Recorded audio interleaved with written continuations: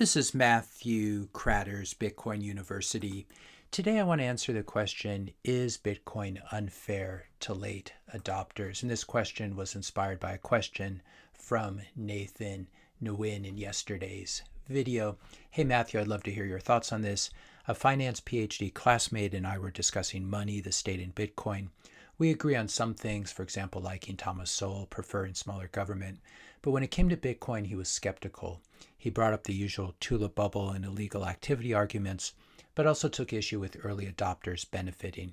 His main question, why should late adopters support Bitcoin if it primarily rewards those who got in early? It's a similar question to this, why should late adopters support Amazon if it primarily rewarded early adopters and investors? Well, that's because Amazon is actually really convenient and amazing. Not to minimize all the critiques of Amazon over the years, but even most of Amazon's critics still use Amazon occasionally. And likewise, Bitcoin is really useful as a store of value and censorship-resistant medium of exchange. Pache its critics, Bitcoin has lots of real utility, and if it didn't, it wouldn't have an almost $2 trillion market cap. The question is, has there ever been a new tech, new invention, new paradigm that didn't disproportionately benefit early adopters who had the vision and the foresight to pay attention and take action? Should we not use crude oil or cars because Rockefeller and Ford got really rich from them and we didn't? Actually, Rockefeller and Ford made everyone in the world a little bit richer and gave us a higher standard of living, like most entrepreneurs. I contributed absolutely nothing to these revolutions, and yet I benefit from them every day of my life when I drive my car. So why do people only apply this sort of critique to Bitcoin? Why don't more people say, well, I'm not going to use gold because my grandfather paid $35 an ounce for his gold, and now I have to pay $3,000 an ounce or whatever it is. I'm not going to live in a house because my grandfather paid $20,000 for his first house. I'm not going to buy Apple stock because early investors got their shares for pennies. Thing about early investments like this, early investors in Apple and every other startup, they took on enormous risk, risking 100% of their capital. And I know what it feels like to invest in a startup and lose 100% of your investment because I've done it many times. I've also had some big winners as well. Early investors in Bitcoin took on an enormous risk as the network was unproven and could have been easily shut down by governments in the early days when it was still small and relatively centralized. Early Bitcoin investors also risked jail time if things had gone a bit differently, even in the US and certainly in other countries. Many Bitcoin investors did end up in jail in some countries. Early Bitcoin investors had to watch their investments go up 10x, let's say from $1 to $10, and still not sell. And this is really, really hard. It's very difficult to let your winners run in investing, and almost no one can hodl or hold an investment for 5 years, much less 15 or 16 years. If you're finding this video interesting so far, I just ask you to help to support this channel's educational mission. Hit the subscribe button, that does really help. Leave a like, leave a comment, question, suggestion for a future video, and share this video with a friend or family member. Bitcoin would never have succeeded if it weren't for early adopters hodling Bitcoin and not dumping it, and really just believing in it. These people I consider to be heroes because while I was telling people that Bitcoin was a scam and a bubble, these early adopters were carrying the torch and preserving Satoshi's sacred fire for future generations. Most of them never got super rich either, but many were able to pay their medical bills, like Hal Finney's family, buy a house, send a kid to private school, travel around the world for 6 months, remodel a kitchen, or whatever. Bitcoin's freedom money for everyone who uses it, whether you're an early adopter or a late adopter. This leads to the question, did Bitcoin have a fair distribution? I would say yes, it did, unlike both fiat and other cryptocurrencies. Maybe it wasn't perfect, but it certainly has the fairest distribution of any money that I'm aware of. By contrast, most cryptocurrencies are issued by a small group of insiders who set aside free coins for themselves, this so-called pre-mine, allowing them to dump on retail investors without needing to first register for an IPO. Unlike Ethereum and every other crypto, Bitcoin did not even have a price for the first 16 months of its existence. It started off as a novelty and collectible, and its growth was beautifully slow and organic, allowing time for the Bitcoin network to grow under the radar. Bitcoin's monetization was organic and spontaneous. Unlike any other cryptocurrency, it wasn't artificially engineered by venture capitalists and marketers and paid influencers, as continues to happen in the quote-unquote crypto industry, which is not really a real industry. Bitcoin's path to monetization was free from unethical pre-mines, pre-sales, and pump and dumps. Most of the early holders of Bitcoin were cypherpunks, math nerds, computer science nerds, cryptographers, and people whose primary interest was not financial. As we said before, hodling Bitcoin for the long term requires incredible self-control, a deep understanding of its value, and nerves of steel to handle the volatility as well. This is why even if every person on Earth were initially airdropped a fair portion of Bitcoin in the early days as part of the initial distribution, most people would not have valued it and would instead have dumped it or lost it, similar to what took place with the Russian voucher program in the 1990s, when ownership in all of the Russian or the previous Soviet companies were given to people. They were given these vouchers, and most of them just sold them to smarter people who knew the value of them. Even today, you can get over 1,000 sats for just $1, over 1,100 sats for just $1, and most people still don't care. These are the same people who in 10 years from now, when Bitcoin is at $2 million per coin, are going to be telling you that you don't deserve your wealth and you just got lucky and it's just not fair and that the government should redistribute some of your wealth to them. But unlike fiat, Bitcoin is a voluntary and opt-in system. This makes it even more fair because you don't have a gun put to your head as you do with fiat money. If I don't pay my taxes using US dollars, I go to jail. And I never opted into this system, unlike Bitcoin, which is voluntary and opt-in. No one is forcing you to use Bitcoin, but rather you're free to use Bitcoin or scammy crypto or unfair fiat instead. The choice is completely yours.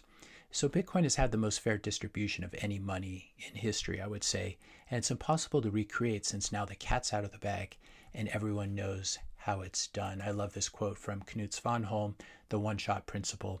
Absolute mathematical scarcity achieved by consensus in a sufficiently decentralized distributed network was a discovery rather than an invention.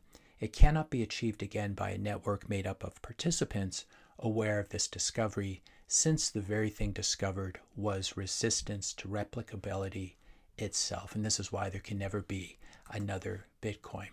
You want to know about a monetary system that's actually not fair, though? It's the fiat financial system, and this is what people should be railing against, and this is what Bitcoiners rail against. Most people have to work for this money, this fiat money, spending long hours away from their families, sitting in traffic, sitting in cubicles under fluorescent lights, inhaling industrial carpet and paint off-gassing, while a small group of people, central bankers, get to print up the same money for free. Fiat is an inherently unfair system where the government and central bankers get to siphon off your economic energy, and yet somehow there are no mass protests, no headlines, no outrage about any of this, except for very small circles of libertarians and Bitcoiners. Instead, the government and the legacy media tries to get you upset about an emergent ethical financial system called Bitcoin. This is complete and utter clown world thinking. We can also ask the question, did I receive my fair distribution of Bitcoin? I was literally the definition of a sophisticated investor back in 2011. I had a high net worth and I'd helped to start and grow a $2 billion hedge fund. And so what did I do when I first heard about Bitcoin from a friend in 2011? Did I buy even one Bitcoin just to test it out? This was when Bitcoin was about $1 per coin. No, I didn't even have the energy or interest to buy a single Bitcoin. I did nothing. I wrote it off as a fad, bubble scam, without doing even an hour of research. Is this someone else's fault? Is this someone else's fault because I waited until 2019 to start stacking seriously? No, of course not. It's my fault. And you can probably apply the same critique to yourself. When did you first hear about Bitcoin on the news? 2012, 2013, maybe 2016, 2017 at the latest. Did you take action at the time? Did you spend even 10 minutes looking into it? Probably not. And you have to ask yourself, is that the fault of early Bitcoin adopters, who were a generous bunch shouting Bitcoin from the rooftops to the annoyance of everyone else at Thanksgiving and Christmas dinner, at the dinner table, at family reunions?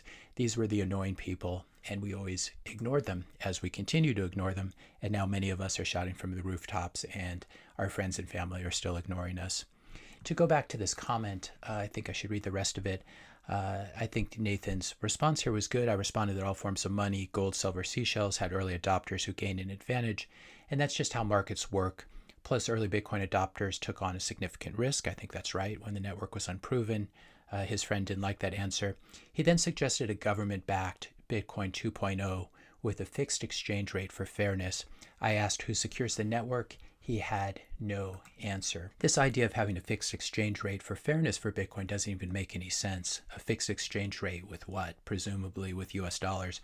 But why in the world would you want that when the US dollar is a melting ice cube? And this would be very difficult to peg, especially since Bitcoin has a limited supply, whereas US dollars have an unlimited supply. At the end of this comment, let me just read the end.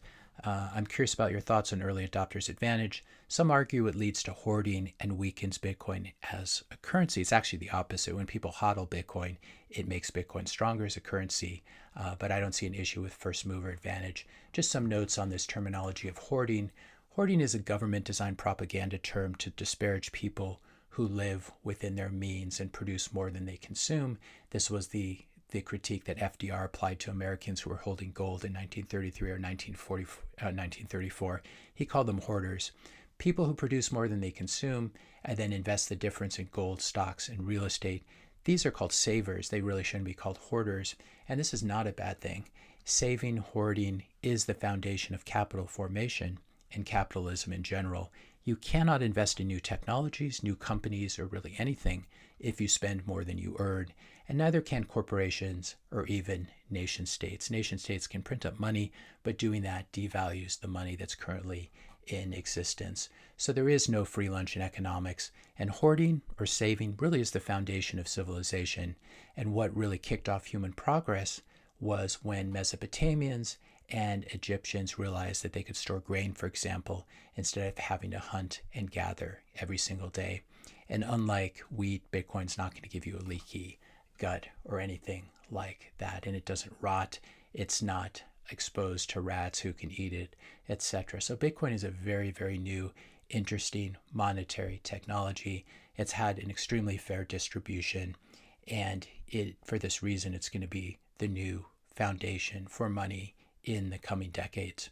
If you enjoyed this video, be sure to hit the subscribe and like buttons. Hit the notification bell if you want to be notified when I publish my next video.